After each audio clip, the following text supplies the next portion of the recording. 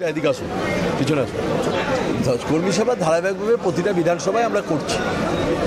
আজকে বাগদায় করার মানে আমরা বাগদায় দেখে নিলাম বাগদায় বুথ কমিটি কেমন হয়েছে, কতগুলো বুথে আমাদের কমিটি বাকি রয়েছে, কতগুলো ওয়ার্ডিং লেখা বাকি রয়েছে। আবার ওয়ার্ডিং 3 দিন আরও ওয়ার্ডিং করার জন্য আমরা বলে গেলাম।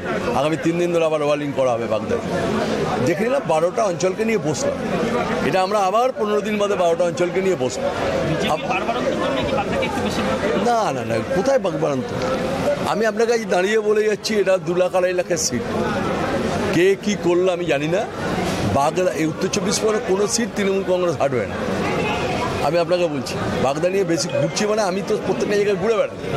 আমি এরপরে যাব ব্যারাকপুর, তারপর ব্যারাকপুর থেকে দমদম, প্রত্যেকটা জায়গায় বাগদা নিয়ে আমরা এই লোকসভা নিয়েই বিচলিত নই।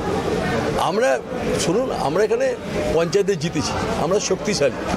আরেকটু যদি ছেলেদের চার্জ করা যায়, ছেলেরা যদি আরেকটু বুথে বুথে বাড়ি বাড়ি পাঠানো যায়। আমরা তো বাড়ি বাড়ি যাচ্ছে, সংযোগ করাচ্ছে, প্রত্যেকটা দিন বাড়ি বাড়ি সংযোগ করছে। এমন একটি প্রজেক্ট মমতা বন্দ্যোপাধ্যায় 56টা প্রজেক্টের মধ্যে এমন একটি প্রজেক্ট পায়নি, একটি পরিবারকে খুঁজে পাবেন না। কোনো পরিবার একটা পেয়েছে, কোনো পরিবার 5টা পেয়েছে, কোনো পরিবার 9টা প্রজেক্ট পেয়েছে।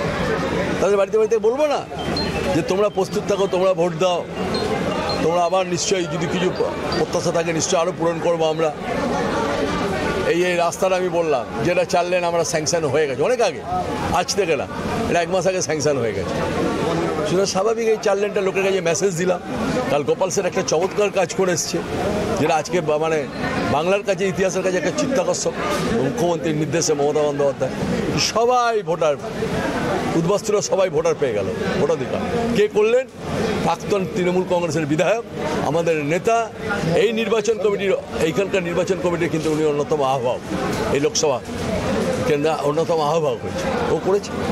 ডাকু এখানে সুন্দর গুছিয়ে কাজ করছে সবাইকে নিয়ে, শঙ্কর আড্ড।